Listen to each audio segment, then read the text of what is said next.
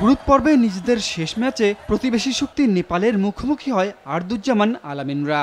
শুরু থেকেই কঠিন চ্যালেঞ্জ ছড়ে দেয় নেপালিরা।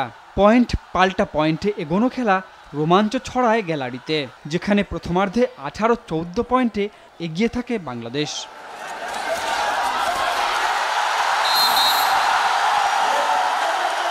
দ্বিতীয়ার্ধে বাংলাদেশ নিজেদের আরও সংগঠিত করে বাড়িয়ে নেয় পয়েন্ট ব্যবধান, একে একে তুলে নেয় 3টি লোনা। হারের পথে থাকলেও দমে যায়নি নেপাল। টুর্নামেন্টে প্রথমবারের মতো বাংলাদেশের বিপক্ষে কেউ লোনা তুলে নিতে সক্ষম হয়। কৌশল আর অভিজ্ঞতা দিয়ে শেরপাদের বিপক্ষে 15 পয়েন্টের ব্যবধানে জয় তুলে নেয় বাংলাদেশ। 5 ম্যাচের সবগুলো জয়ে সেমিফাইনালের প্রস্তুতিও যেন সেরে রাখল সবুজ জিয়ারা। ম্যাচ সেরা মিজানের কণ্ঠেও ধ্বনিত হলো এমন কথা। প্রথমে আমাদের ভুল বোঝাবুঝি ছিল একটু, পরে আমরা সবাই ওভারকাম করছি, ইনশাল্লাহ ভালো করছি। অবশ্যই নেপালের মতো টিম আমাদের ব্যাকফুটে ফেলাই দিছে, আমরা তো অবশ্যই চাপ নিবই।